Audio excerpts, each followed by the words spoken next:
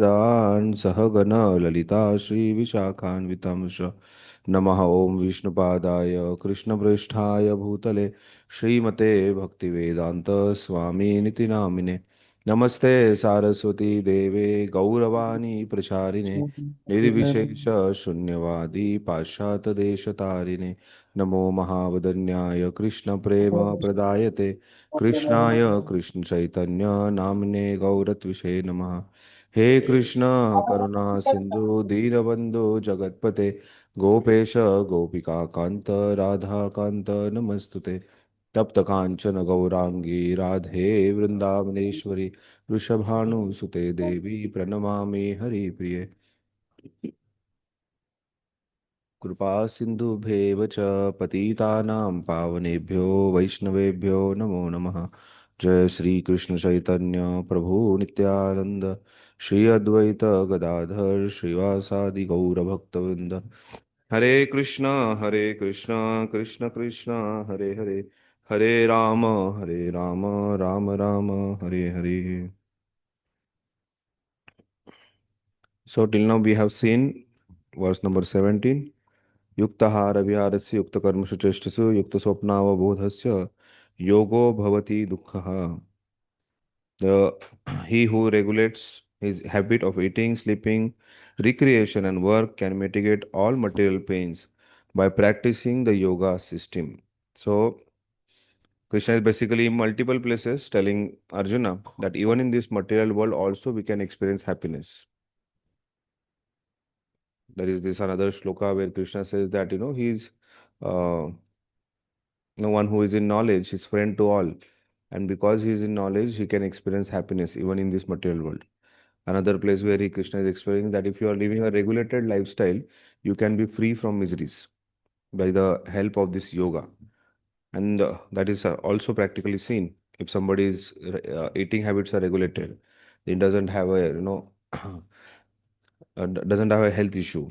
Or if somebody's recreation is controlled, then he doesn't have a financial issues or again health issue. If somebody's sleep is regulated, then he doesn't have no anxiety of last minute work completion, these that, so many things. Hare Krishna. So many things, so many problems which we are Hare Krishna. inviting. Today is some special day. Nobody's three devotees are in no dhoti kurta.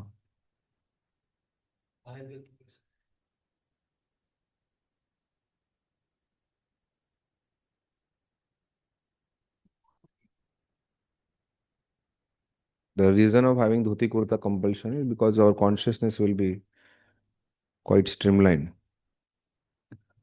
Okay, so yukta hara viharasya, yukta karma sucheshtasu, yukta swapnavabodhasya, yogo bhavati dukkha. Our lifestyle has to be regulated. That's very, very important. So I generally quote this shloka for lifestyle management. So Krishna has spoken everything in Bhagavad Gita. In that lifestyle management teaching is from these two verses, verse number 16 and 17. So for Ashtanga Yoga, this is a recommendation that this is what is recommended for Ashtanga Yoga. So we often say that Bhakti Yoga is a very easy thing. You can reduce the speed. Bhakti Yoga is a very easy medium of practicing because there are not much do's and don'ts in Bhakti Yoga. But in other yogas, there are a lot of do's and don'ts, a lot of regulations, and that's why they become tedious. The process is slow. So these are the recommendation for Ashtanga Yoga. Then verse number 18 to 23 is the perfectional stages of Ashtanga Yoga. Verse number 18. Yada viniyatam chitta atmani atmani evavatishtate nispruha sarvakameभ्यो yukta ityuchate dada. When the yogi, by practice of yoga, disciplines his mental activities and becomes situated in transcendence, devoid of all material desires, he is said to be well established in yoga. So basically, this is a stage where he is into dhyana dharana samadhi, the progressive stage. Before stages were where the recommendation of Ashtanga yoga is explained. where there is do's and don'ts, or some pratyahar, that some things to be avoided. These things are explained. And now, this is a yogi who is well situated in the practice of yoga. So when the yogi, by the practice of yoga, disciplines his mental activities, so this is much going on a subtle level.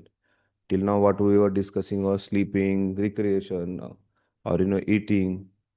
That is on a gross platform, but this is going on a subtle platform where his mental activities are regulated, and he becomes situated in transcendence. So he is situated in dhyana, dharana, devoid of all material desires. He is said to be well established in yoga. So this is very important for us also, where we are established, where we are also trying to establish ourselves in bhakti yoga. So we should be devoid of our material desires. बंद केलं असेल.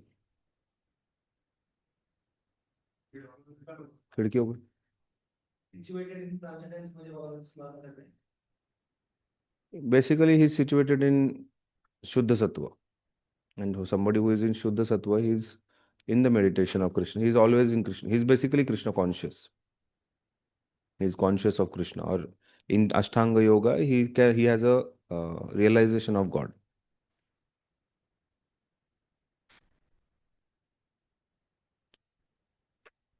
So for us also, we have to be situated in transcendence. In Bhakti Yoga, situated in transcendence means remembrance of Krishna. Satatam kirtayanto mam. When Krishna is saying that, that is being situated in transcendence.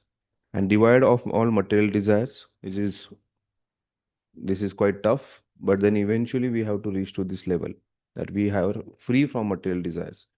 When Prabhupada was asked, when he was living by his god brother, Kono Icha, Prabhupada said, Kono Icha nahi.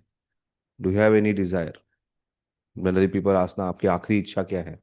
So like that. Now, the Prabhupada said, I don't have any desire to achieve anything or obtain anything. I'm fully free from desire. So a person who is a perfect yogi, who is practicing this Ashtanga yoga, he is disciplined in his mental activities, he is free from material desires, and he is situated in transcendence. So here, Prabhupada is very interestingly quoting Savai Mana Krishna Pada Ravindayor. Who's reciting these verses? Savai Mana Krishna Pada Ravindayor. We have discussed this before also. In one of the previously also Prabhupada has mentioned this. This is from Bhagavatam, a great devotee. Hmm. It is Ambrish Maharaj who is quoting this. So please read the purport. The activity of the yogi are distinguished from those of an ordinary person by its characteristics cessation from all kind of material desires, of which sex is the chief. A perfect yogi is so well disciplined in the activities of the mind that he can no longer be disturbed by any kind of material desire.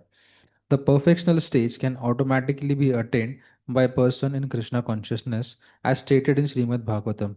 Savai mana Krishna Padaravindayor Sham Vachmashiva. Sivai Kunta Gunanuvarne Karau Harer Mandir Marjanadishu Shutim Shakar Chhuta Sat Kathodayat Mukundalingala Darshana Darshu Tadbhritya Gatra Sparshanang Sangamam Gharnam च तत्पाद सरोज सौरभम श्रीमद रसनम तदर्पते पादौ हरे कृष्ण पादानुस्पर्शने शिरो ऋषिकेश पदाम्भिवन्दने कामं च दास्ये न तु काम काम्य यथोत्तम श्लोक जनानुरस जनारयस रतिः. King Amrisha, first of all, engaged his mind on the lotus feet of Lord Krishna. Then, one after another, he engaged his words and described him the transcendental qualities of the Lord. His hands in mopping the temple of the Lord, his ears in hearing the activities of the Lord, his eyes in seeing the transcendental forms of the Lord, his body in touching the bodies of the devotee. His senses of smell is smelling the scents of the lotus flowers offered to the Lord. His tongue is tasting the tulsi leaf offered to the lotus feet of the Lord. His legs is going to the places of pilgrimage and the temple of the Lord. His head is offering obeisances unto the Lord, and his desire in executing the mission of the Lord. All these transcendental activities are quite befitting a pure devotee. This transcendental stage may be inexpressible, subject by the follower of the impersonalist path, but it becomes very easy and practical for a person in Krishna consciousness. As is apparent in the above description of So, person in Krishna consciousness. Now, again, Ashtanga Yoga, Prabhupada is relating it with the Bhakti Yoga. And person who is in Krishna consciousness, who is following a Bhakti Yoga, what he should do? Basically, he should engage all his Jnanendriyas and Karmendriyas in the service of Krishna.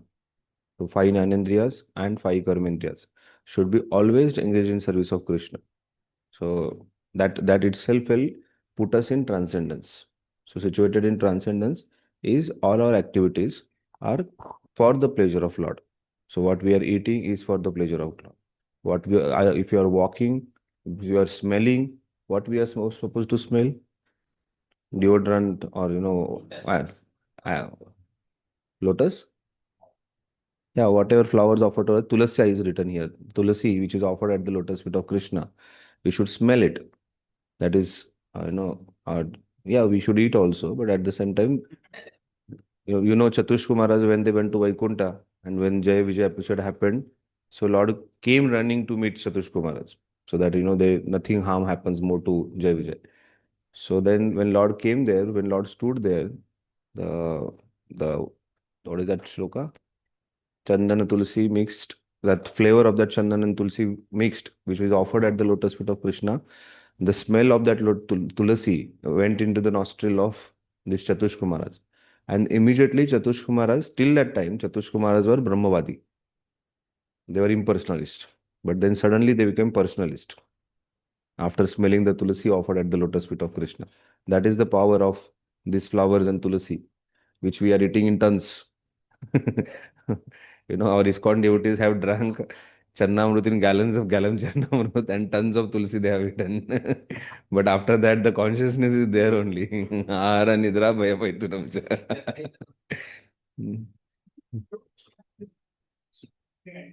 They did not enter Vaikuntha, they were stopped there. But then they were having that approach, they were having that reach where they could reach to that level. That they were elevated that much.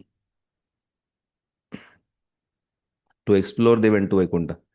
But they just by smelling the Tulasi, they immediately transformed into a personalist. And then they offered a beautiful prayer. Those prayers of Chatush Kumar are beautiful.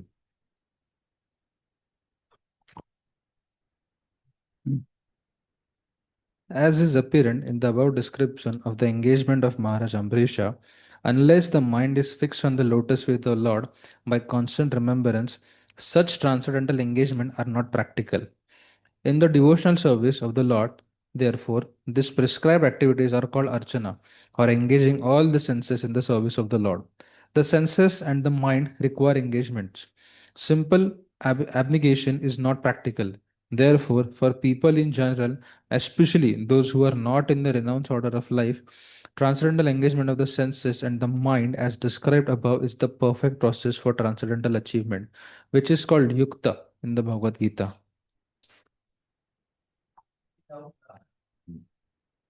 Anybody is there online?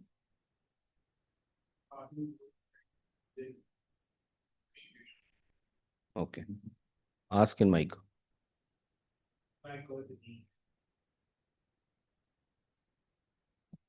इथे असं सांगितलंय की जे ट्रान्सिडेन्समध्ये fix झालेत लोक जे आहेत त्यांचे census आणि mind constantly engage असतात.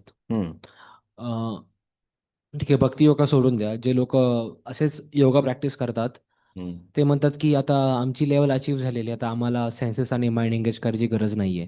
मग ते नशापान करतात किंवा अवैध संग करतात. That's what you see the first line of Prabhupada, what he's mentioning there. The activities of a yogi are distinguished from those an ordinary person by his characteristics, cessation from all kinds of material desires, of which sex is the chief. So those people who are engrossed into basically activity of ignorance or passion, how can you situate themselves in the goodness?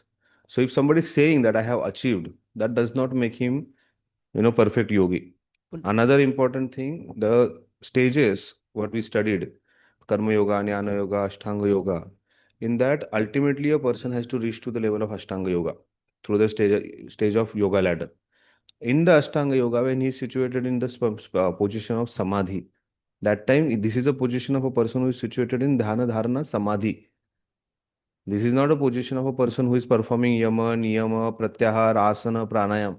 Nothing is spoken about that. So yogi is generally, at the general understanding of yogi is that I have achieved the level of pranayam and I can control my prana. Prana, upana, adana, those five pranas are there.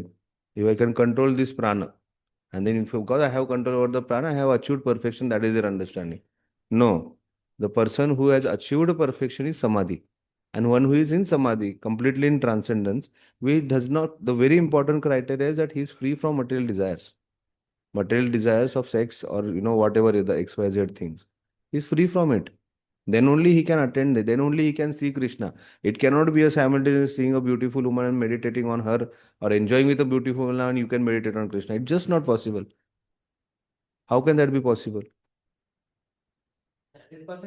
So those people who are saying that we have attained, Prabhupada is talking according to Bhakti Yoga, a pure devotee. Pure devotee is free from material desires. At the same time, Ashtanga Yogi who has attained the position of Samadhi is free from material desires. If I think you are not there in last class, we discussed about the difference between the Ashtanga Yogi who has achieved the level of Samadhi and a Shuddha Bhakta in Krishna consciousness. There is no much difference. Only thing is that his practice is a dry practice. In Bhakti Yoga, because he is releasing the rasa, he has more connect with Krishna because of sambandha, because of the release of rasa. So what Krishna is talking about, one who has attained perfection. What those people who are engaged into sex or drinking, smoking are not free from material desires. And they are not free from material desire. If you go to Kumbh Mela, you will find those yogis performing tapasya for 40, 50, 60 years. And tapasya is kathor tapasya.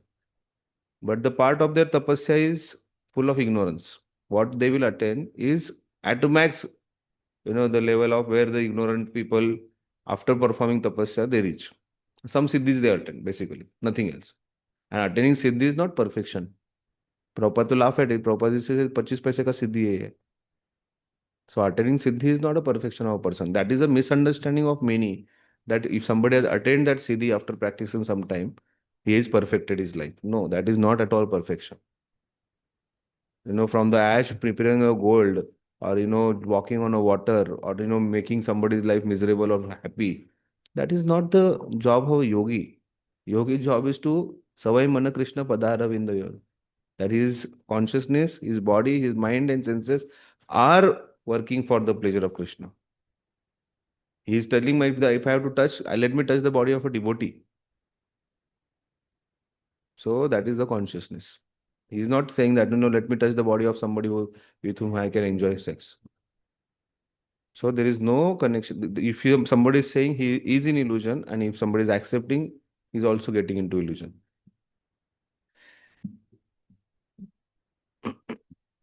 Okay? Anybody else? You heard something, Abhinansh? So this is the expectation from us also, that we engage our Jnanendriyas and Karmendriyas as Amrish Maharaj in service of Krishna, which is very much possible.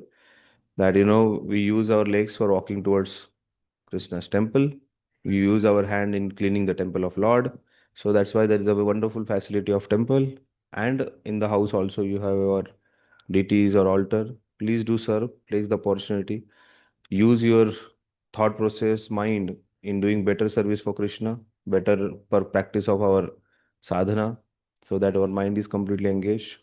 Use our eyes, tongue, ears in absorbing the Krishna conscious thoughts, Krishna conscious visuals, or Krishna consciousness, Krishna conscious smells.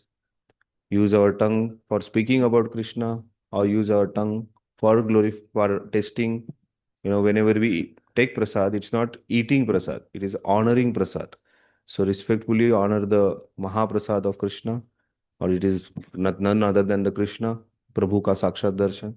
So by which our life will be surely Krishna conscious. Many times we take it very casually. We read this shloka, yeah, that was for Amrish Maharaj, that is spoken in Bhagavatam. I will do it after 20 years, 30 years. So it is too late to do that. Already it is too late. Kaumaram acharat pragya dharman bhagavatani ha.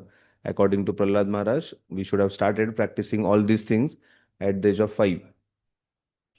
But we are too late. We received it quite late. Some fortunate souls received from the birth. But they should also think, are they doing it? So Mana Krishna Padaravinda. Okay, so 3 things are explained here. The perfection of Ashtanga Yoga. Perfection of Ashtanga Yoga is 1, he is situated in transcendence. Second, he is free from the material desires, cessation from the material desires. And third is his mental activities are disciplined. His mental activities or consciousness is discipline. Viniyatam Chittam is a mental activity is discipline. Atmani eva Vatishtate is fixed in a transcendence. And Nispraha Sarva Kamebhyo is devoid of all material desires. Yathadipo Nivattastao Nengate Sapama Smrta Yogino Yat Chittasya Yunjato Yogam Atmanaha. So Krishna also likes to give analogy. Whenever a pravachan is going in the pravachan, if there are stories, analogies, then that pravachan becomes attractive. Previously one of the analogy we studied. Anybody remembers Krishna's analogy? Krishna has given multiple analogies. Till now we have discussed about it. Any analogy you remember? Kurmangani Sarvashaha. As the tortoise withdraws his senses. Similarly, a yogi also withdraws his senses. Sea and a devotee, just like the ocean is calm in within, but outside the waves are going on.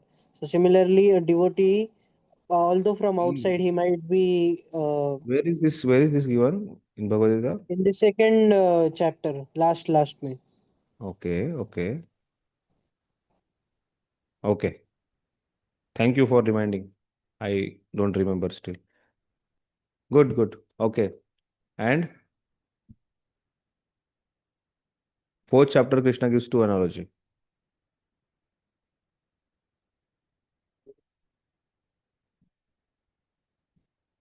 हम कौन से chapter पे याद है ना सबको?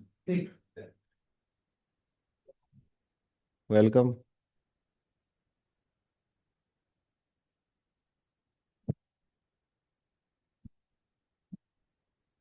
So please go through the analogies. That is a part of your exam. Those analogies will be asked. One of the places Krishna is talking about the knowledge, and he's telling knowledge is like a sword.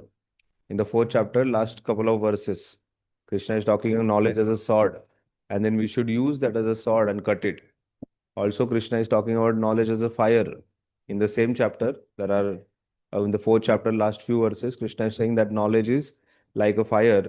What is that? Jnanagni dagdha karmani. That with the jnana agni, the fire of knowledge, we can completely burn all the karma. Another thing Krishna is talking is about the wind and the boat on a water. The heavy wind can come and it can blow the huge boats on the water.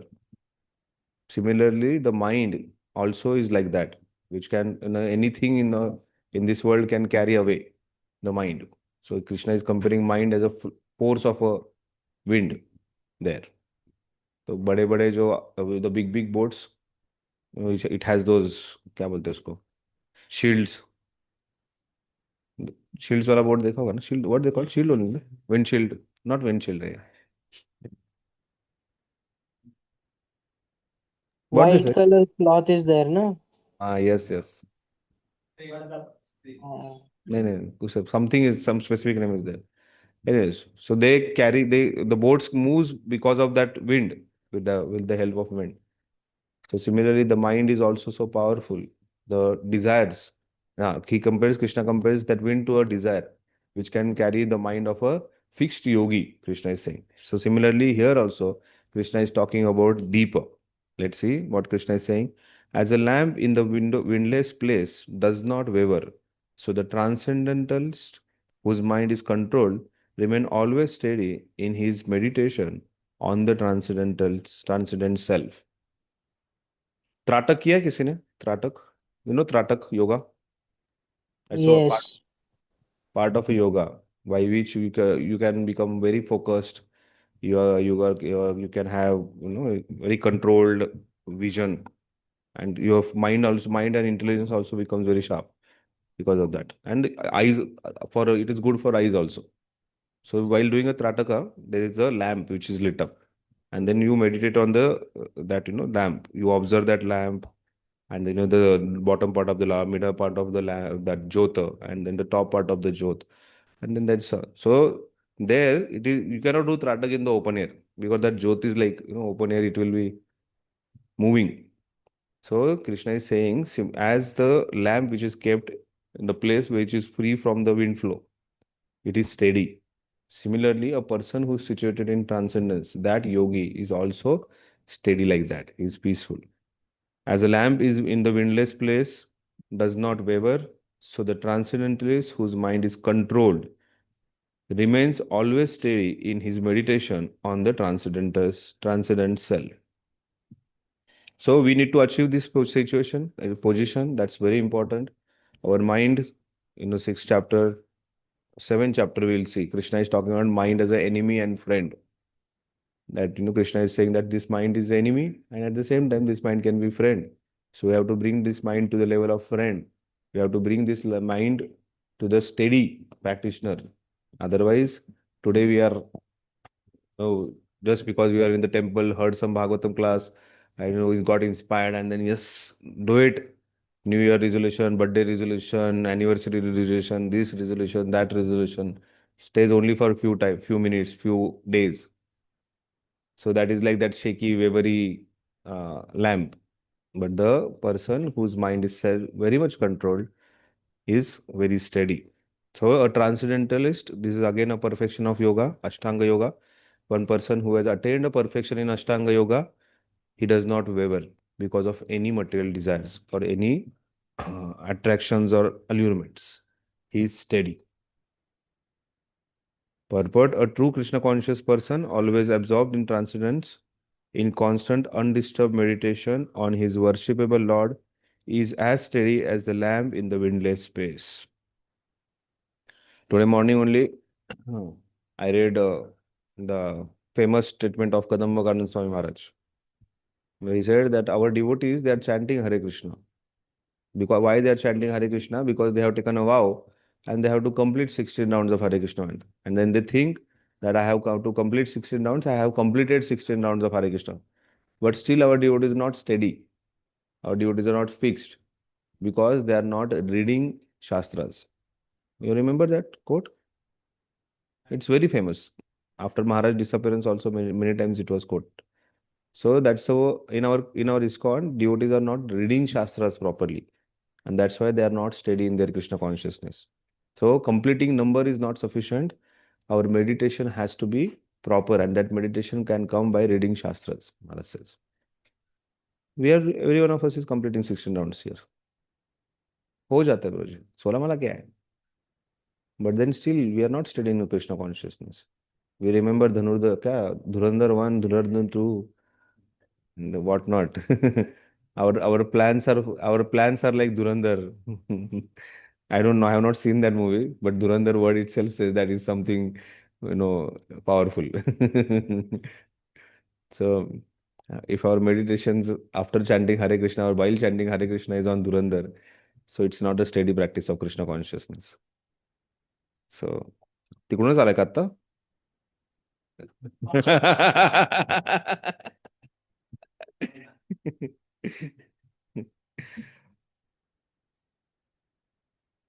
Somebody called me yesterday and he was saying that, Proji, देखा क्या? I was busy. I was going for a program and he is telling, Proji, देखा क्या? Proji, देखना चाहिए. Proji, देखना चाहिए. मतलब मैं क्यों देखूं? मैं हिस्ट्री पढ़ने वाला आदमी हूँ. And he was saying that, Proji, it is a real story. I said, it cannot be a real story. It is 60% real story is not a real story. Anyways. So point is that a devotee who is fixed for all the time. It's just not fixed for some time here and there. While chanting Hare Krishna, he is conscious about Krishna, and then remaining 22 hours he is not conscious of Krishna. That's not a right thing. We have to be Krishna conscious 24/7. That's very, very important. Sorry, I'm not very enthusiastic because my throat is infected.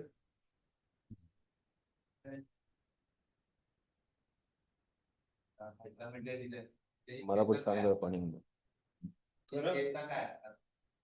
Sorry, once.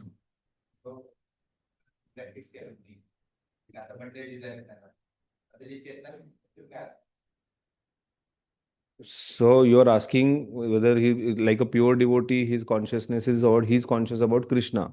Maybe he's meditating on Krishna Leela, maybe he's meditating on Krishna Guna, Rupa.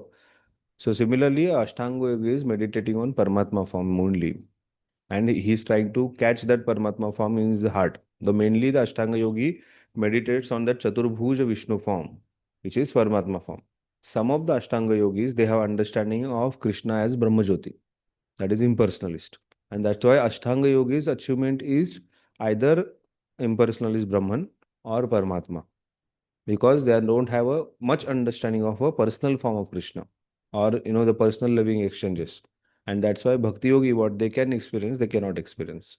But then again, having that, like in the Damodara Ashtakam, when there is a discussion of Yashodamai catching Krishna, which is Bhakti Yoga. She's going out of her extreme love for Krishna, she's running behind Krishna and she's catching Krishna. The same way Satyavata Muni is quoting that there are so many yogis who are trying to capture Krishna in the heart. So those yogis who are trying to capture Krishna in the heart are Ashtanga Yogi.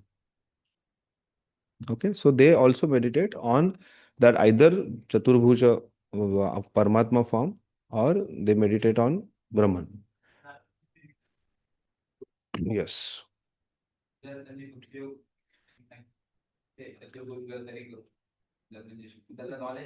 Because of knowledge. These people have reached to Ashtanga Yoga because after practicing Jnana Yoga. They have studied knowledge very well, and then they have reached to that level. That's why yesterday I was in that Hindu Sammelan where that lady was talking about fortune of being born in Bharat and staying in Bharat. She was telling. I said, you just have a very little knowledge of fortune what you have of staying in Bharat. Actually, what fortune we have staying in Bharat is way too different. Or after receiving this knowledge and practicing Krishna consciousness, our fortune has no limits. We cannot even, मतलब वैसा बोला जाता है ना मराठी में, that अंगावरची कातडी काढून जोडे जरी बनवले तरी पण आपण त्यांना रिटर्न देऊ शकत नाही.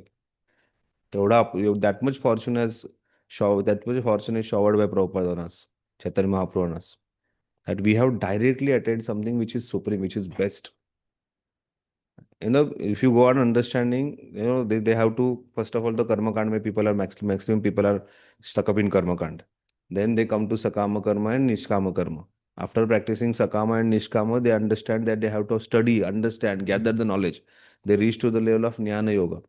Jnana yoga is the path where maximum people are brahmit. There are, maximum people in illusion, or maximum people are diverted from the path. And in that, some people attain a path which is leading towards the Supreme Lord. There they come to the level of Ashtanga Yoga, where they have to go through this whole tedious process of Yama, Niyama, Pratyahar, Pranayam, Asana, Dharana, Samadhi, Dharana, Dhyan, Samadhi. And then when they reach to the Samadhi level, they actually attain that state.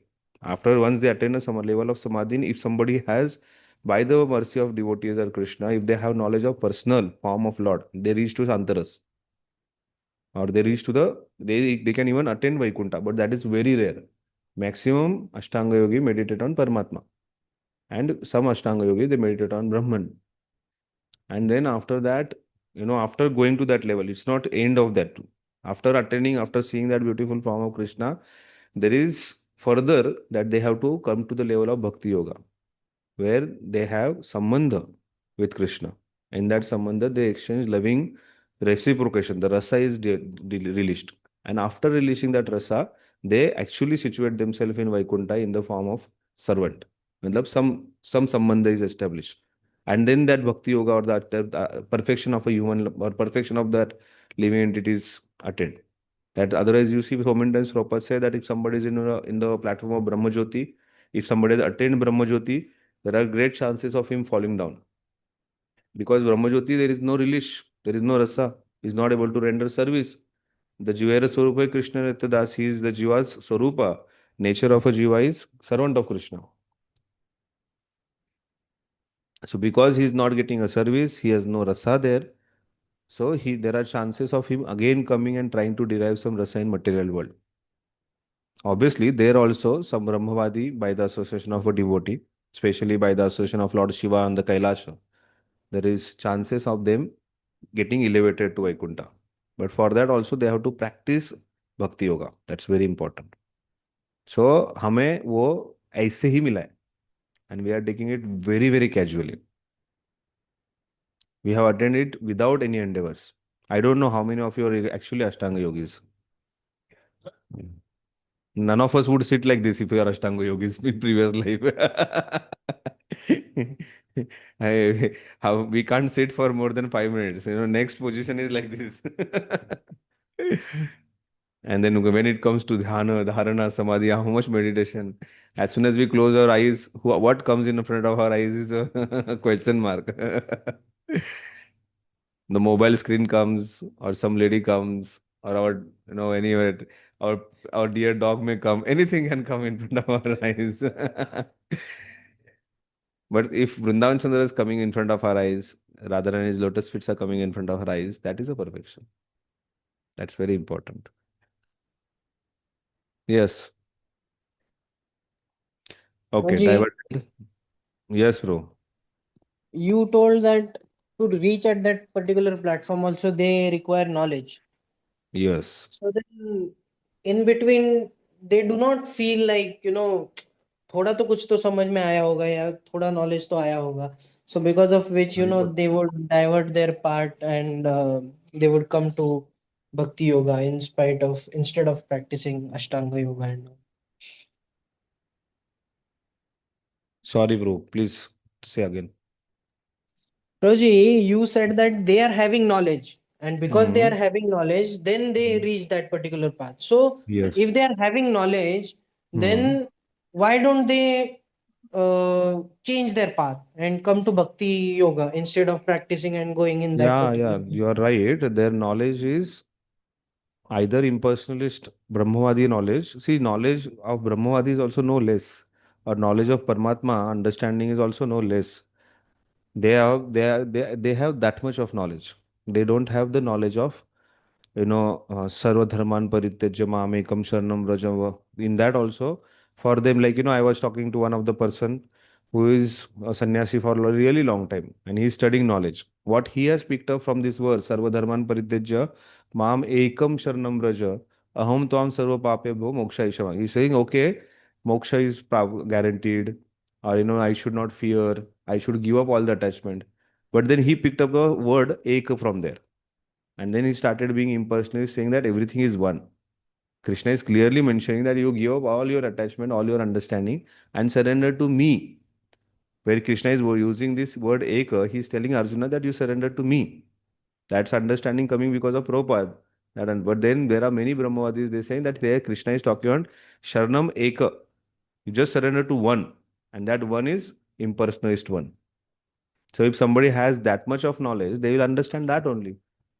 That Jnana Yoga, you go and study Vedas. So many times Vedas are talking about Brahman, Brahman, Brahman. So that's what that they have. That's why I said I use that statement in between that by the mercy of devotee or Krishna, if they receive the knowledge of Bhakti Yoga, some of these yogis have access to Vaikuntha. And in Vaikuntha, obviously, the Paramatmavadi also reaches to Vaikuntha because he's meditating on that Paramatma form of Lord. But there he is in a neutral position. He's not in active, but he's a passive state. So in that state, that Paramatmavadi reaching to Vaikuntha is not making much sense unless and until he connects himself with Krishna. Establishing Sambandha is what Bhakti Yoga is. So that establishment of Sambandha is very, very important.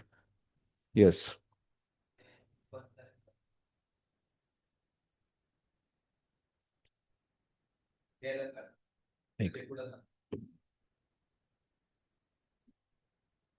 तेव्हा ते परत जन्म घेणार, मग तेव्हा त्यांची position काय असणार? हो. जे इम्पर्सनलिस्ट असतात, जे ब्रह्मज्योतीवर ध्यान करतात. Prabhupada says in many places that Brahmajyoti, one who falls down from Brahmajyoti gets a human birth. He comes to the earth, especially to Earth planet, and then he starts rendering social services.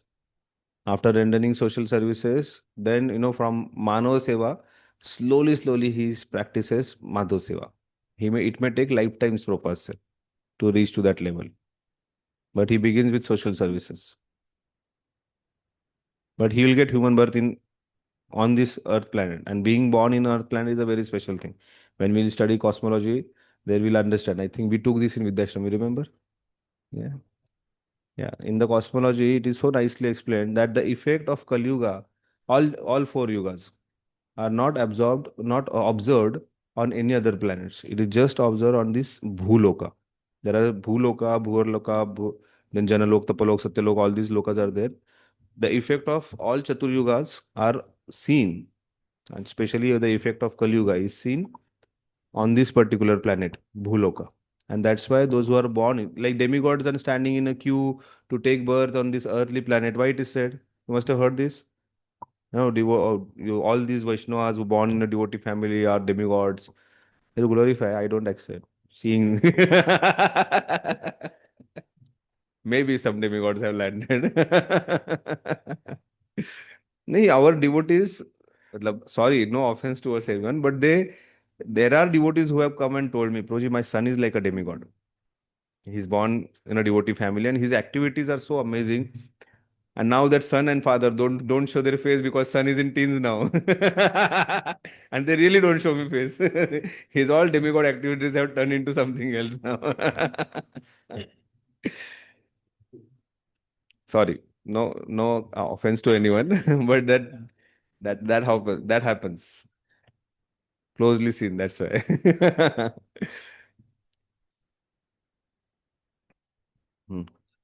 So I was saying that this Bhuloka experiences this Chaturyuga cycle, the Satyayug, the Dwapar Yug, Treta Yug, Kali Yug. And then why it is mentioned specifically there? Because the effect of Kali is very powerful. The miseries experienced in this material world are experienced on this earthly planet. Like you go to Swargaloka, there is no misery experienced. There is nothing. The time calculation is completely different there. But here, either it is Satya Yuga, Dwapar Yuga, Treta Yuga, Kali Yuga. The Dukkhalayam Ashashvatam, what is explained, is experienced here. And that's why there are great chances for a person to quit this material world. Otherwise, if there is a favor, Ambani doesn't feel that he is miserable in this world and he has to quit this material world. Or XYZ, whoever the richest person who has a lot of money. In this world, though he is miserable because of Adi Bhautik, Adi Devik, some kleshas are there around him. But then because of that illusion which is created, he is forgetting. What to speak out another, like Brahmaloka, everything is full of intelligence. There is no trouble with mind, there is no trouble with senses, there is no trouble with other things. How will that person who is situated in Brahmaloka feel that this material world is I have to quit this material world? So that effect which is seen here he is miserable, utterly miserable. And when somebody is utterly miserable, he'll surrender to Krishna. Arto Artharthi Jigyasu Jnani. In that Arto are the maximum people who come to Krishna. Right, na? Why? What I'm saying? Sham, what is this Arto Artharthi Jigyasu Jnani? We'll be studying in next chapter. So there are 4 kinds of people who surrender to Krishna. Okay? So the Arto is miserable.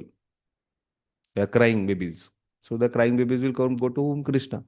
So this Bhuloka experiences all of that. And that's why being born in a Bhuloka in the human form is a very, very fortunate situation. In Bhuloka, taking birth on this earth is also a great fortune. In that, taking birth in Bharat, in Maharashtra, in Pune, in a Krishna conscious family, fortune has no limits. And after that, what we are doing is Lonavala, Khandala, and whatnot. Out of love, out of duty, out of fear. Fear, duty, desire, love. 4 platforms by which people, these are the 4 platforms of people surrender to Krishna. 9. This is different. Okay, let's go ahead. Verse number 20. So 20, 22, 23, 20, 21, 22, 23 are the realization in perfection, samadhi of Ashtanga Yoga. So इसके पहले हमने जो देखा था ध्यान धारणा समाधि पे देख रहे थे. Now it is samadhi. These verses they talk about samadhi. Okay. Please read the translation 20 to 23. In the stage of perfection called Give him mic, let him recite the shloka. In the stage of perfection called श्लोक वाचायचा आहे Ashok.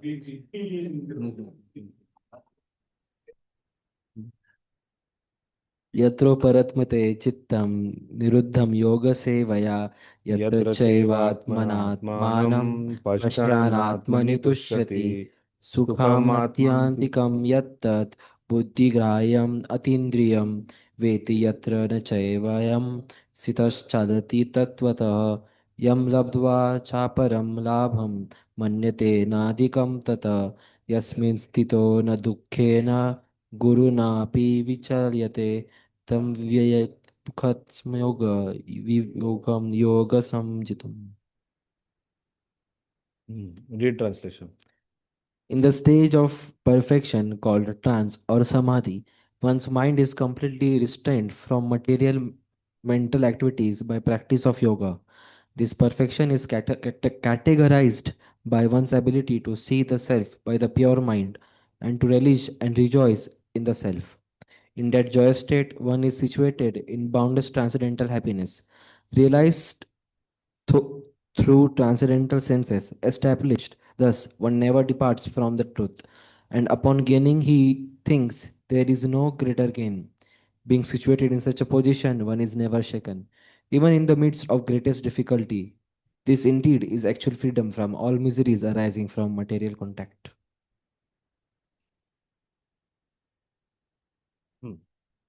Okay. So realization in perfection of Ashtanga Yoga, these 4 verses, they talk about consciousness completely restrained from the material mental activities.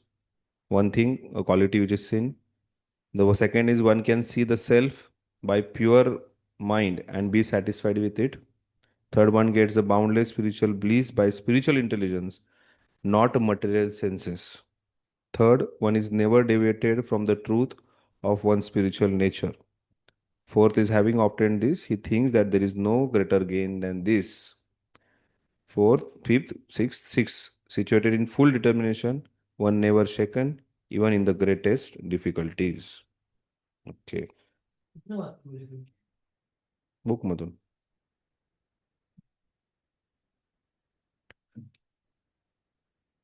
Okay, so here in the translation you see the first line, it is said in the stage of perfection called trance or samadhi, one's mind is completely restrained from the material activities by the practice of yoga. This is the first point.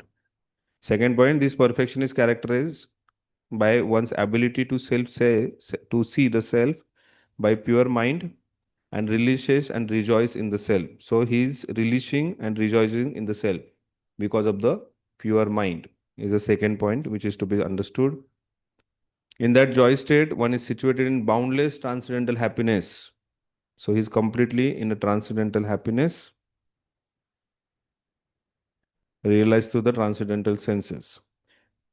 Third point. Fourth point now, established thus, one never departs from the truth, and upon gaining this, he thinks there is no greater gain.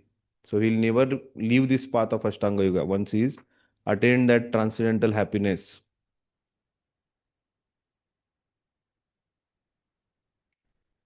The next point, being situated in such a position, one never shaken, even in the midst of greatest difficulty. Okay? And then indeed, his actual freedom from the material miseries, all miseries arising from the material contact. This indeed is the actual freedom. So he attains a complete freedom. Okay, so person who is in samadhi state, what happens is that his mental consciousness is fixed up. We saw in the previous verse also, where Krishna is saying that the yogi, he has no cessation from the material desire, and his mental activities are completely fixed in transcendence. That is the first point. Second thing is, what happens is his mind becomes pure, and because of the pure mind, he is satisfied. Because of this impure mind, we are not satisfied, because mind is demanding so many things. Then the third thing is that he experiences a spiritual bliss. So when we say a jiva is, so jiva swarupa, no, jiva's swarupa is what? Satchidananda Vigraha. Sat Chit Ananda. So when he is situated in transcendence, is full of his Sat, he is eternal. Then Chit is full of knowledge, and third is full of bliss. So the spiritual bliss, what is spoken here, is not a temporary. In this material world, this bliss is temporary. This bliss is not endless, but the spiritual endless bliss can be experienced when person is in transcendence. He is not miserable after that. Whatever happens, he is not miserable. He is completely in a transcendental bliss.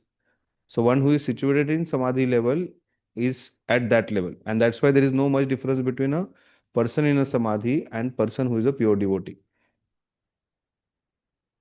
Then one is never deviated from the path of this particular yoga, path of truth, absolute truth. He is not deviated. He is not deviated.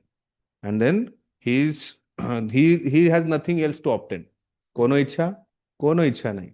He has nothing else to obtain. He has attained that perfection. He has attained the topmost goal of his life. Nothing else to be attained. After going there, he doesn't desire for a Lamborghini or whatever, XYZ. Whatever this material desire, nothing. But if somebody is wanting those things, that means he is not situated in transcendence. Your question. Nothing else to obtain, he is saying. And then he's situated in determination. He's never shaken, even in the greatest difficulties. Even in the greatest of the difficulty, he is not shaken. He is very, very steady. So we should aim to attain this particular level. In the practice of Bhakti Yoga, you can easily attain this particular level. What we have to do is Savay Mana Krishna Padadavindayor Vacham Sivan Gunanuvartane. I should completely engage my mind and all 10 senses in Krishna's service. Mind is also considered as one of the senses, so all 11 senses in Krishna's service. Okay? Please read the purport. By practice of yoga, one becomes gradually detached from material concepts. This is the primary characteristic of a yoga principle. And after this, one becomes situated in trance or samadhi, which means that the yogi realizes the super soul through transcendental mind and intelligence, without any of the misgivings of the identifying the self with the supreme. Yoga practice is more or less based on the principles of the Patanjali system. Some unauthorized commentators try to identify the individual soul with the super soul, and the monists think this to be liberation, but they do not understand the real purpose of the Patanjali system of yoga. There is an acceptance of transcendental pleasure in the Patanjali system, but the monists do not accept this transcendental pleasure out of fear of jeopardizing the theory of oneness. The duality of knowledge and knower is not accepted by the non-dualist. But in this verse, transcendental pleasure, realized through transcendental senses, is accepted. And this is corroborated by Patanjali Muni, the famous exponent of the yoga system. The great sage declares in his Yoga Sutras, Purusartha Shunyanam Gunanam Pratiprashvah Kaivalyam Swarupa Pratishtha Vachiti Shaktir iti. The Chit Shakti or internal potency is transcendental. Purushartha means material religiosity, economic development, sense gratification, and at the end, the attempt to become one with the Supreme. Dharma, Artha, Kama, Moksha. Chatur Purushartha. This oneness with the Supreme is called Kaivalyam by the monist.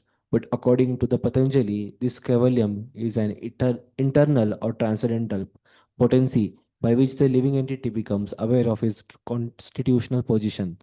In the words of Lord Chaitanya, this state of affairs is called Chetodarpanamarjanam, or clearance of the impure mirror of the mind.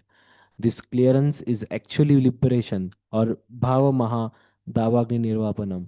The theory of nirvana also preliminary corresponds with this principle.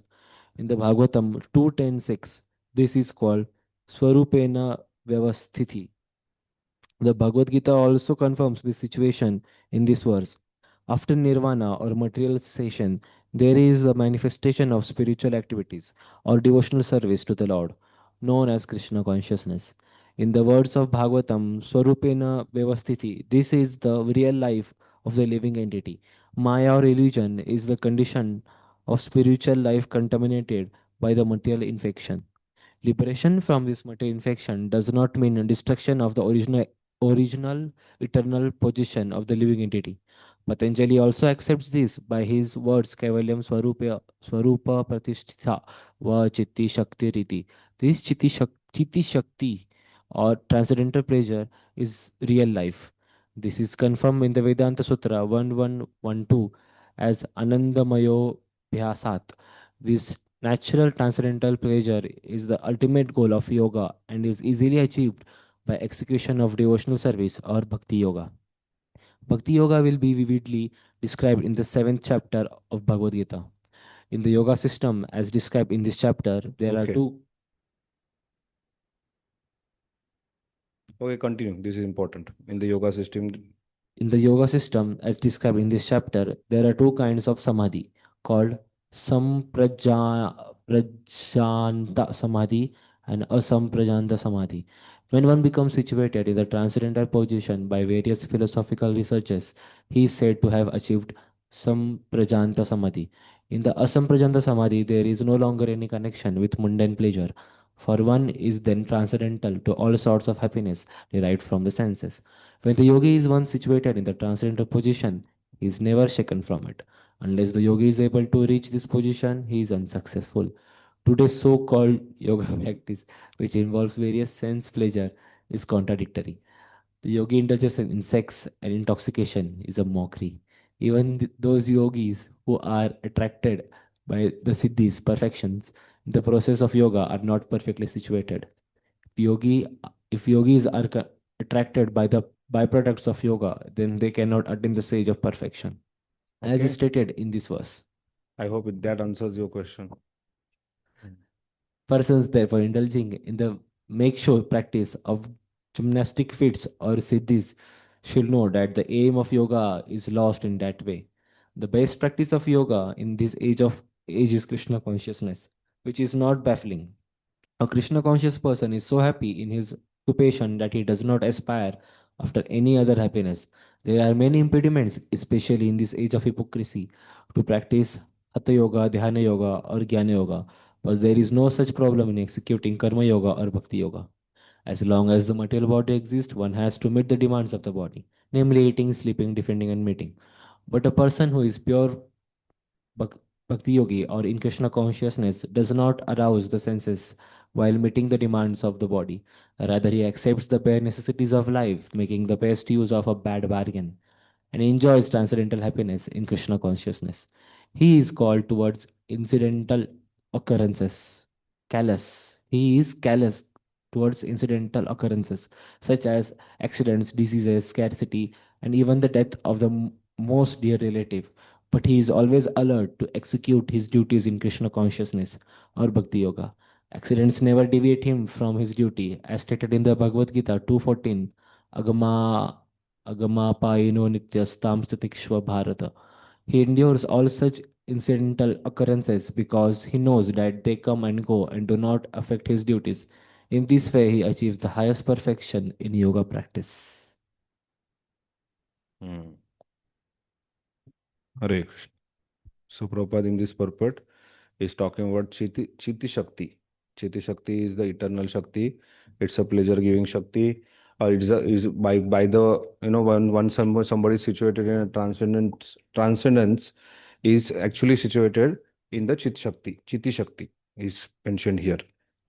Then Prabhupada is also talking about how a person who has attained this particular situation of samadhi is actually very steady. He is not shaky. Prabhupada is also talking about those people who are practicing Ashtanga yoga to some level of yoga, but byproduct of that yoga is released by them. Byproduct of yoga is having a good health, focused mind, and by that whatever happiness, enjoyment is getting, that is released by them. That is not all in all. That is just a mockery, Prabhupada is saying. But a person who is steady is any accident does not deviate from his duty. So there may be some accident, but that does not deviate him from the duty. Okay, so easy to understand. There are these two types of samadhi which Prabhupada is explaining in the purport is sampradnyata samadhi and asampradnyata samadhi. So sampradnyata samadhi is a samadhi which is practiced, that samadhi level is attained by this whole process where the person is meditating some pradnya means knowledge, jnana. So they meditate on object, they meditate on that particular knowledge, and after practicing, studying that knowledge, getting into a detailed depth of that knowledge, person is reaching to the level of samadhi. That is sampradnyata samadhi. Another is asampradnyata samadhi, in which person is not meditating on object, neither he is getting into the depth of the knowledge, but then he is meditating on the form of the Lord, where he has received this particular information or knowledge that he has to meditate on this particular form of the Lord.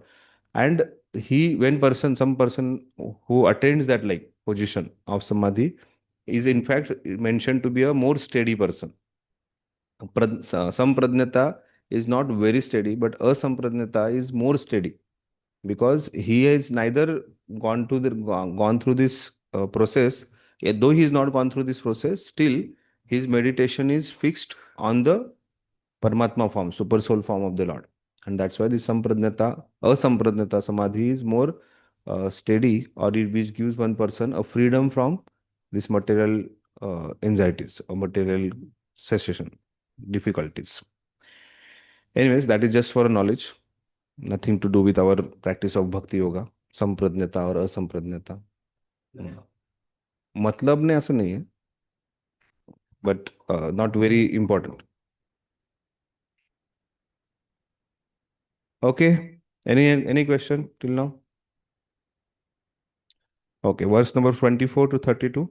Attaining perfection in Ashtanga yoga, realizing the super soul. So I hope everybody remembers the process, the position of yoga rudha and yoga rukshu. Yoga rudha position and yoga rukshu position.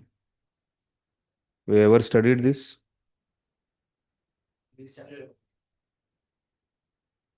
Govind, do you remember something like that?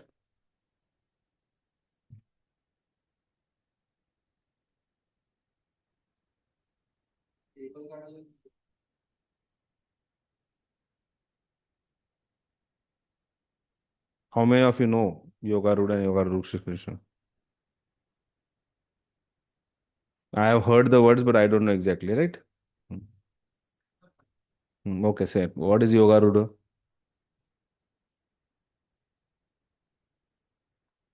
योगारूढ आणि दुसरं word काय Yoga Ruksha. योगारूढ म्हणजे त्याचं means त्याचे practice करण्यासाठी आणि योगावृक्ष म्हणजे त्याला ऍक्टिव्हिटीज पासूनच सेसेशन पाहिजे, ऍक्टिव्हिटीज नको आहे त्याला. Okay.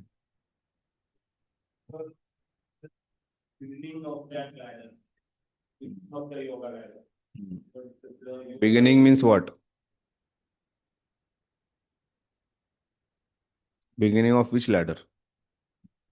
Basically, in Ashtanga Yoga, this is a practice of Ashtanga Yoga. Yoga Rudha situation, Yoga Rurukshu situation is a practice. Yoga Rudha. Arudha होता है ना? A person is situated. सिंहारूढ़, Garuda आरूढ़, भगवान जो है गरुड़ के ऊपर आरूढ़ होके जा रहे हैं. So that is a position of yoga rudha situation where person is situated in dhyana, dharana and samadhi. And yoga rurukshu is the beginning where yama, niyama, pratyahar, asana, pranayam. Till that position, it is yoga ruruksha position. Yoga ruruksha. Huh? Activity योगारूढ situation मध्ये cut होतात. Okay, so yoga is performing prescribed duties. Nishkam karma is the cause of elevation. One should cultivate detachment and also practice Ashtanga yoga, doing asana, etc. That gradually purifies the heart from the fruitive desire. So yama, niyama, pranayam, pratyahar, asana.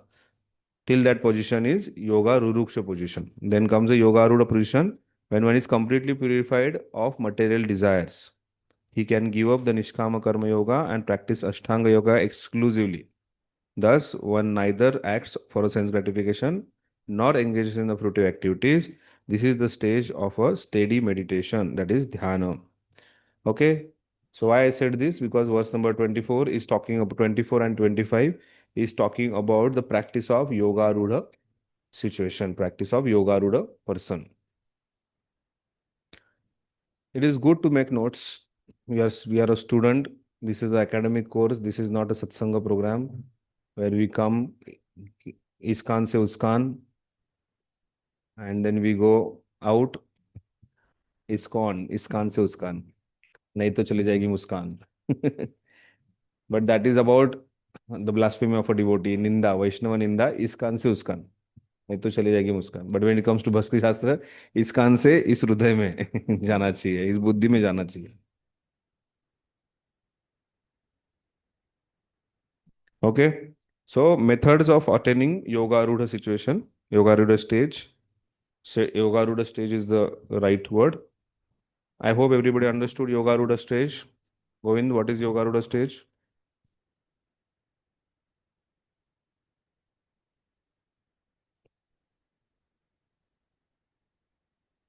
If you don't understand, please ask.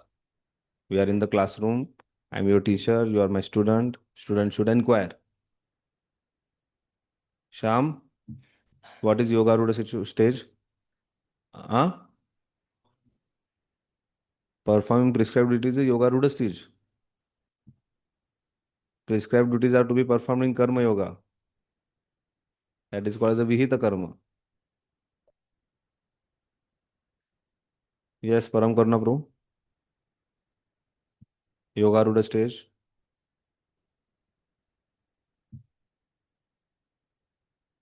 Yes. Beginning of the yoga is the matter. They will do that. This yoga. Yoga root.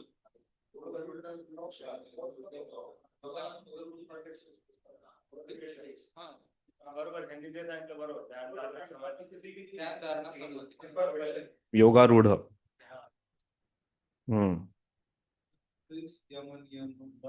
Yoga.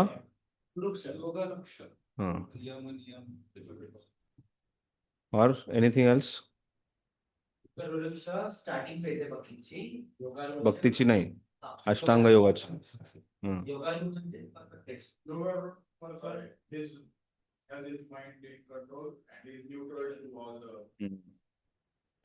One more important point is remaining. काही गरज नाही. We can be philosophers, we can be Muni.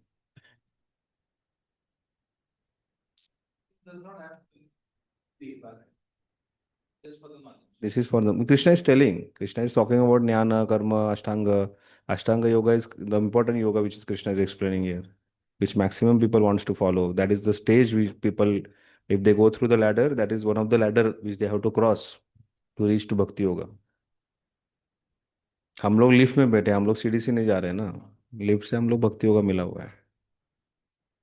But while practicing Bhakti Yoga, we should actually have the knowledge of all this, because you are performing activity, you are performing karma.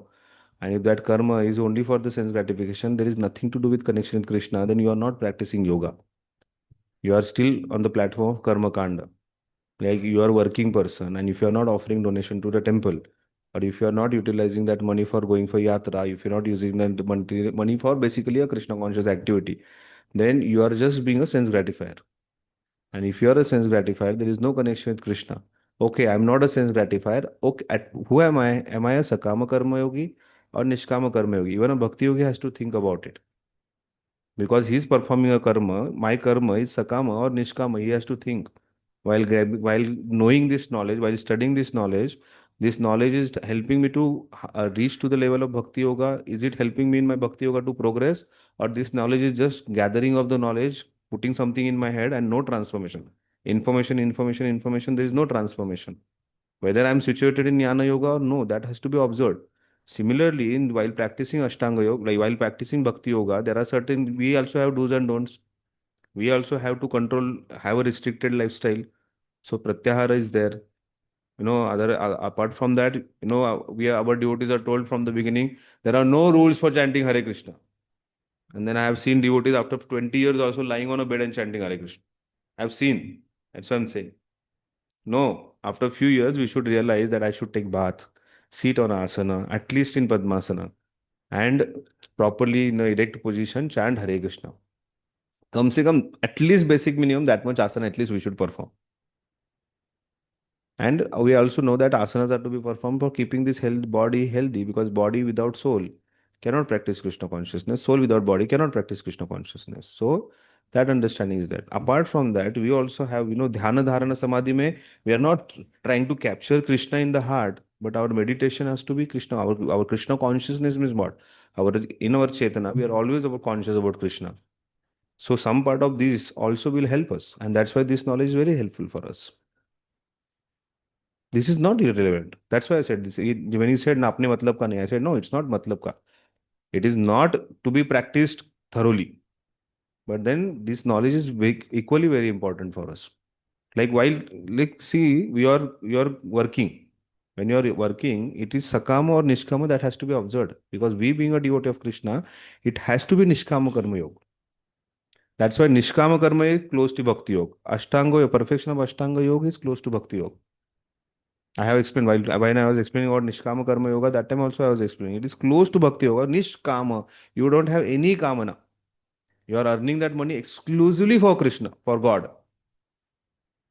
Or you are going to offer 100% to Krishna. So what you are doing, your activity, it is Savai Mana Krishna Padaravinda. Amrish Maharaj is ruling the kingdom for the pleasure of God. You are working, you are preparing, making a software for pleasure of Krishna. Because everything what you are going to earn is offering to Krishna. A student is studying, he is giving his 100 more than 100% as an offering to Krishna, becomes a 100% Krishna conscious activity, and it becomes a nishkama karma. So that's why this understanding, this knowledge is very, very important for us. It is not irrelevant.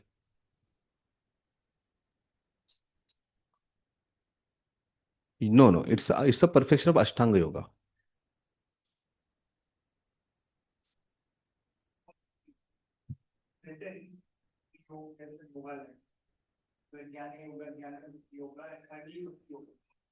And the beginning of the ladder is Yoga Guru Shastris.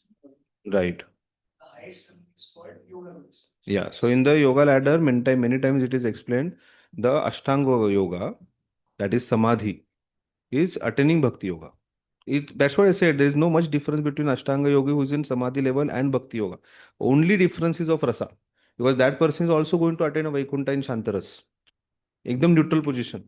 Is not actively participating. But that being in neutral position or Brahmajyoti or Vaikuntha, meditating on only, sitting there also you have to meditate on Chaturbhuja Rupa of Krishna. No rasa. When there is no exchange of rasa, you cannot stay at that place. You go for outing and there is no enjoyment only, there is no rasa only. You will come back again. That's what happened with these people also.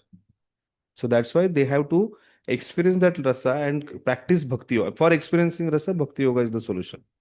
And bhakti yoga means you have to be, that's what Bhakto Semi Sakha Cheti Krishna is saying to Arjuna, that you are my devotee and you are my Sakha. And that's why I'm giving this knowledge to you, Krishna is saying. So Bhakti Yogi is always a devotee. That is, he knows I'm a servant of Krishna. And at the same time, being in servant of Krishna, either he's a parent, either he's a conjugal lover, either he is a friend, either he is servant, or he is in the Shantarasa. Okay. Guruji, Ek minute, yes.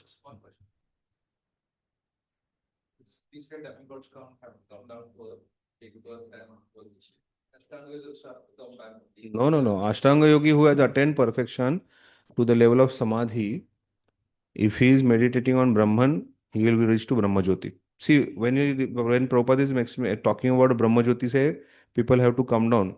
There are great chances of people from Brahma Jyoti to come down. At the same time, if you read Brihad Bhagavatamrut, there is an explanation given by the association of Lord Shiva, which especially it is mentioned, because Kailash Parvat is a part of Brahma Jyoti, where Lord Shiva is always giving association. By the association of Lord Shiva, person has a opportunity to elevate from there. But some people who does not get, unfortunate people, they have to come down. They have to again come back. Hmm?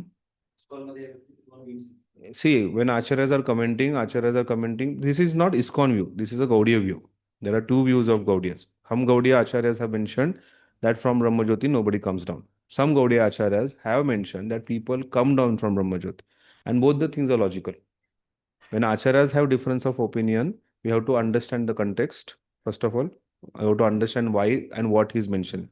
When acharyas are mentioning, they are mentioning about the association of a compassion of a Vaishnava.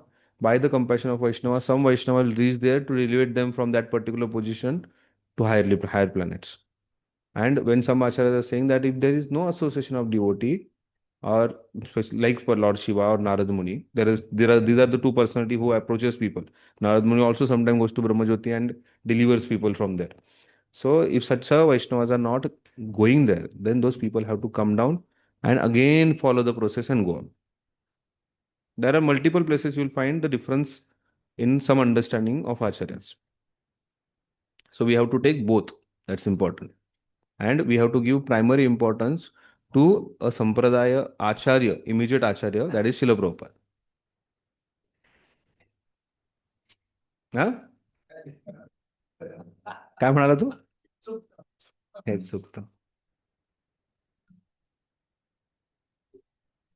No, it is very simple. Why? It is logical. It is nothing to do with philosophical understanding. Because we are connected to Prabhupada, we are following the mood mission of Prabhupada. It is good for us to follow the teachings given by Prabhupada. It is otherwise to study philosophy, understanding the difference of Acharya's opinion will always confuse us. And in that confusion, it is very difficult to practice Krishna consciousness. So just follow one. Because why to follow one? Because by following one, many have attained perfection. And he is not deviated from the path. Some philosophical understanding may, दो दोस्तों के बीच में कितना philosophical understanding में difference हो सकता है? Acharyas, why can't they have? They are different personalities. They are individuals. And it is not something which is completely away from the path of Krishna consciousness. ऐसा नहीं है that there are some acharyas are talking about being a Brahmavadi and somebody is telling about impersonalism. Ultimately, their goal is same, that he either he comes down and practices Bhakti Yoga and go back, or from there he attends the Bhakti Yoga and go back. Goal same ही है ना? While attending, somebody is eating like this, somebody is going all around and telling that the person might have to go through like this process. Ultimately, goal is same. They are making you reach to the same goal. All the acharyas. That's why we should follow.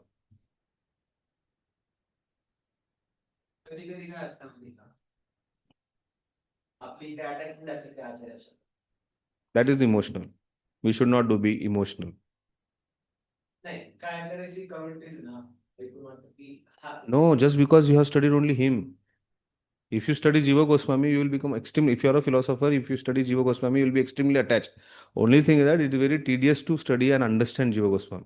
It's very, very highly tedious. That is the reason more than half of his granthas were given Samadhi, na? Because common people will not understand. He is complicated, but if somebody is a philosopher, Jiva Goswami is the best. He will become attached to Jiva Goswami's understanding. That is okay. You can always have respect, appreciation, attachment to whoever acharya you want to have. But at the same time, because your spiritual master is connected to Srila Prabhupada, we follow Srila Prabhupada.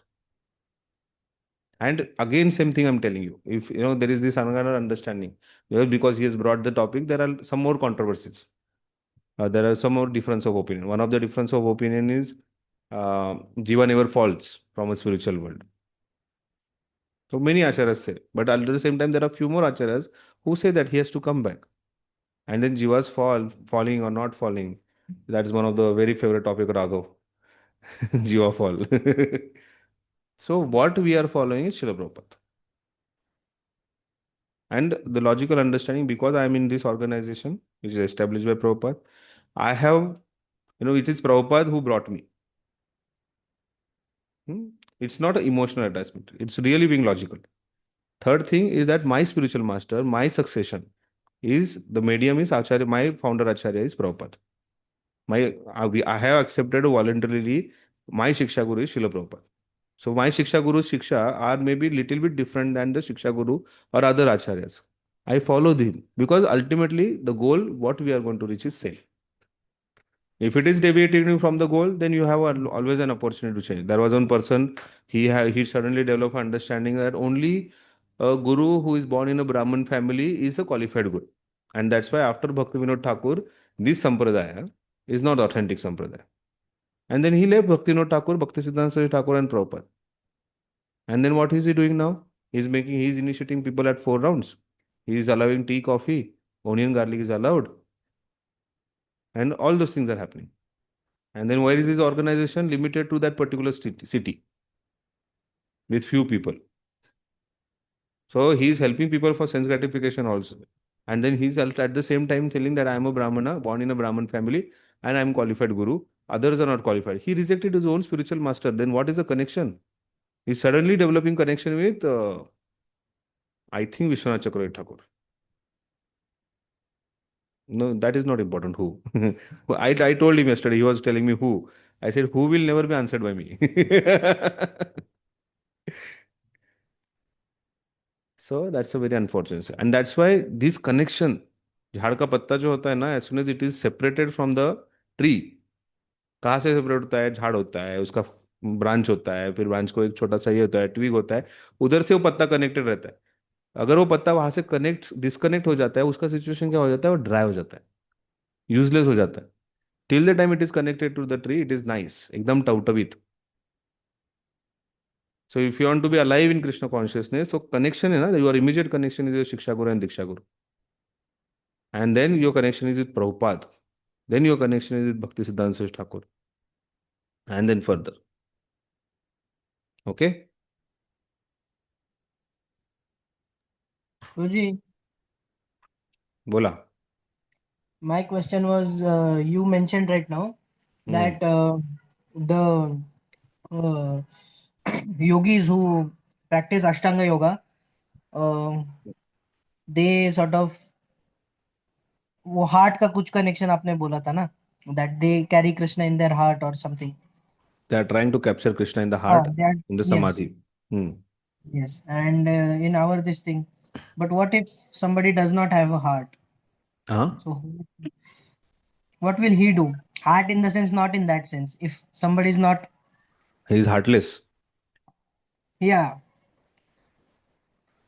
No, if somebody is realizing that he is heartless, that means he has a heart. Because emotions are coming out of heart. नहीं, but somebody is emotionless, everything, तो एकदम सख्त आदमी है. Very difficult to find any living entity like that. Even you also have a heart, which is very much connected to me. It's not possible. See, when we say about the heart now, heart is a chitta. And that chitta or the chetana is very, very important. So that's why there is no question of somebody without chitta, without a chetana. So chitta is present in everybody's heart. Somebody may be a dry speculator, and that's why a dry speculator may find that it is heartless, emotionless, dry. That's not the case. Even the dry person also has emotional, and without emotional exchange, till the time you have mind with you, you will always have emotion. Till the time you have chitta with you, you will always have emotions.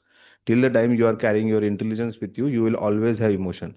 And for your kind information, this subtle body never leaves you.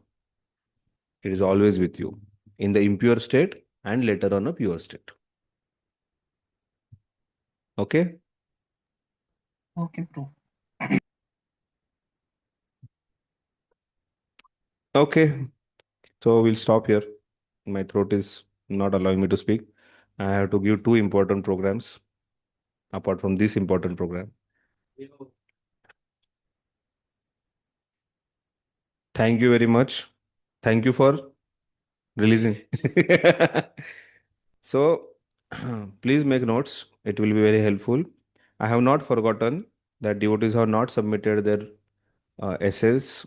All those devotees who are present or absent, present online or absent. So, if we want to have class on next Sunday, that is 29th of March, I need essay from all the devotees who are not present or who are present online.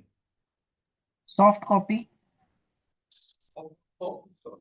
Yeah, let it not be from ChatGPT. Anyways, it will not be from ChatGPT because you have to hear my class and quote the examples, personal examples I gave. So ChatGPT will, I hope, will not understand my personal life. Huh? That's the wrong person. In that essay, they have to mention the examples which I gave. Okay, that much endeavor you'll do, na? He has to go through the because ultimately he has to write an essay. तो transcription निकाल के उसको बोलेगा क्या ऐसे लिख के तो चैट जीपीटी को okay let's see language of chat gpt is more easily understood because I know all of your language very well.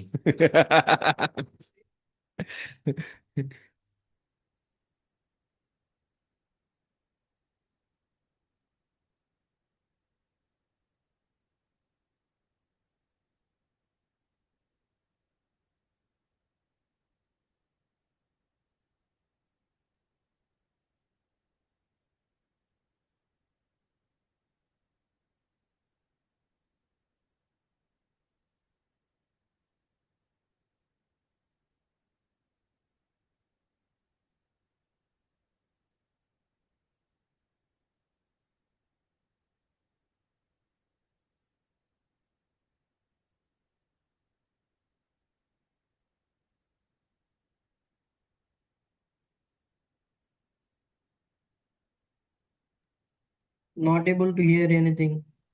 Are we part of this discussion?